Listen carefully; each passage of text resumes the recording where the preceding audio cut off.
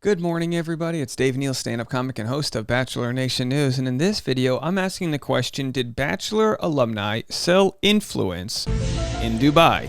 Beyonce did a $34 million one-hour concert in Dubai over the weekend, and a lot of Bachelor alumni were there. Now, I want to first state this. I don't want to judge Bachelor alumni for taking a free trip to Dubai or getting paid for going to Dubai. If presented with a similar, proposition, I don't know what I would do. And that's okay. We can still talk about it. Follow me on Instagram at DNeals. Also, patreon.com/Dave Neal for behind-the-scenes live streams. I'll be going live right after this at 10 a.m. Pacific. And also, Bachelor Rush Hour, the new hit podcast. Go check that out. I'll have an afternoon episode every day this week and every day next week, and so forth and so forth. Lots of new people have been listening. We'll have a unique recap only found on the podcast, so you can check out my recap of tonight's episode, plus before and after live streams of tonight's pre-party, 1 hour before tonight's premiere of Zach Shallcross's season of The Bachelor, and then directly after. And big shout out to the Rose Table on Instagram for making a salami rose. I'm going to try this tonight. Fold the salami on the edge of the wine glass. Stagger remaining slices until the center of the glass is full. This looks like genius. Where can I make a cheese like a cheese to go with it? So anyway, she said it took her 90 seconds to make. Oh, look at that. Oh my gosh. Well, we're going to have to try that tonight. You'll see me on the live stream try that. We'll see how it goes. All right, so let's get into the story. So we have plenty of Bachelor alumni hanging out in Dubai. Again, I'm not judging them one bit. We're just wondering, were they selling influence in Dubai? And if so, is that problematic? And you might ask why that would be. We'll get to that in a second. So here's Cassie Randolph, good friend Cassie. She says, nothing powers you through jet lag like FOMO, Atlantis, the Royal. The Royal, so they've opened a new Atlantis in Dubai, and just about every notable Bachelor alumni is gone, from Tayshia to Cassie to Matt James, and here's Tayshia doing her dang thing, as Kufrin likes to say, with a nice little loofah sleeve, white tuxedo happening there. Very nice. You wouldn't want to have a vodka crayon if you're wearing this outfit. That's all I can say. Someone bumps into you, then you need some OxyClean. So there's Tayshia with her mom, and of course, she said, last night was a dream, hashtag Atlantis the Royal. So these are, of course, sponsored trips. Matt James is here. And here's Beyonce. Jason Tartick was also there. Of course, Rachel Kirkconnell.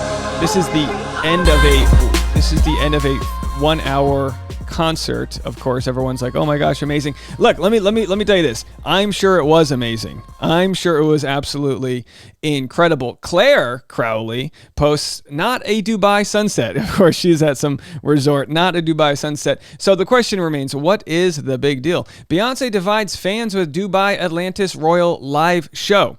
Beyonce has returned to the stage for her first live performance in 5 years, but not everyone's excited. The U.S. megastar headlined the private concert in Dubai to mark the opening of luxury hotel Atlantis the Royal. Despite a strict no-phones policy at the exclusive 1,500-seat gig, footage of the show flooded the internet. Many fans were thrilled to see the return of Queen Bee, but others weren't happy because Dubai has strict laws against same-sex relationships.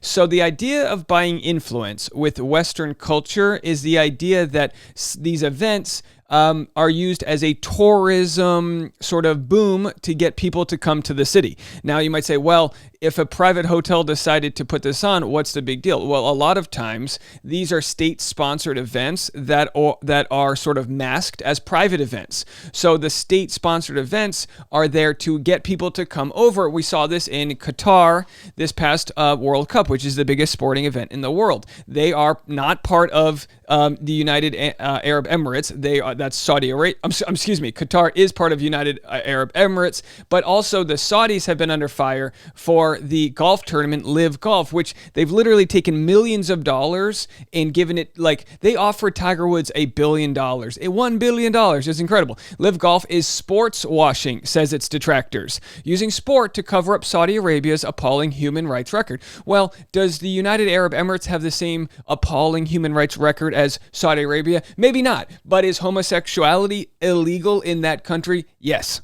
And are we in a place as Americans to dictate what other countries do with their policies? Not necessarily. We have sponsored, we have done state-sponsored regime change wars where we go into places and change their lifestyle and flip things over and get rid of their dictators. We've done that. Now, you might argue it's for promoting democracy, but a lot of times it happens in countries where there's a lot of oil. And of course, we have our friends, I say this in quotes, our friends, Saudi Arabia, who is the largest exporter of petroleum in the world. And also, they, of course, murdered Khashoggi, a journalist. They, at their embassy in Istanbul, cut him up into pieces and carried him out in bags.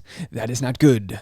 That, of course, is not a good thing. That is Saudi Arabia. That is not United Arab Emirates. But they are not terribly far apart. So a lot of the issues that people have with the Middle East need to be thought of as issues with the governments and not the people. This is not a people problem. So when people, it can be harsh to criticize certain parts of the world, especially coming from a place where we have been the sort of people that have been in the front of senseless wars and things like that. So it's a discussion worth having, but I'm going to try my best to keep from judgment, but also look at it. Because Beyonce should get criticized for cashing in $34 million in a country where, in the United States, a big portion of her audience are gay people of the LGBTQIA plus community. A lot of letters.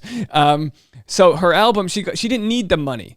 Freelance music journalist Abigail Firth tells BBC News Beyonce's recent work is indebted to LGBT culture.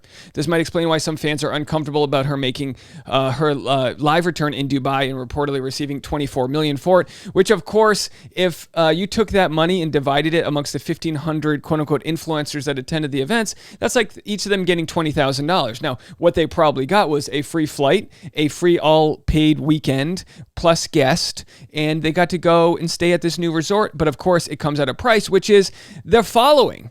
So if you are following any of these contestants and you are not happy with what they're doing with their influence, that's on you to say something. Now, and I'm not promoting right here any sort of canceling of any of these people. It's just a part of like the conversation you have to have. If you're going to take the money, you kind of get scrutinized for it. So Rebel Wilson, of course, famous actress from Australia, was under fire over a hypocritical post celebrating lavish Dubai weekend. Because you can't just go to the event. No, you have to post. You can't just go to the event and just say, oh, I had a fun time at Beyonce. You have to post at Atlantis. You have to post here, Tasha, hashtag Atlantis the Royal. This is part of the contract. You can come as long as you say you are here. This is like having a friend that you don't like, but they're worth a lot of money. Like, want to come on my boat? And you're like, man, I really hate hanging out with, Trevor, but, he's got a nice boat, so I guess I'll go. Oh, but I have to take a photo with Trevor? Okay, well, it's Trevor's birthday. He's paying for the trip. I guess we have to do it. But Trevor, of course, is Dubai, which doesn't let gay people sort of have the same human rights as straight. So the Aussie, and this is a tough conversation to have, folks. Very tough. I'm sure I've messed it up in one way or another, but hey, we're having the convo. The Aussie actress has been branded a hypocrite after sharing a gushing post about her weekend at an ultra-exclusive new resort. Rebel Wilson is facing backlash among her. And again, would this article be about Bachelor 2? Yes, but they're not as famous as Rebel Wilson. So I feel like so many influencers were there that the main people that are receiving the hate for it is Beyonce, because she doesn't need the money. And then others might say, well, Dave, you have an iPhone that's made in China where, people are working barely above slave labor or at slave labor. I understand the issue we have. I understand the problem with capitalism and money moving overseas, because then they don't have to, corporations don't have to have the same human rights standards that we have here and minimum wages and this and that. I understand the hypocrisy.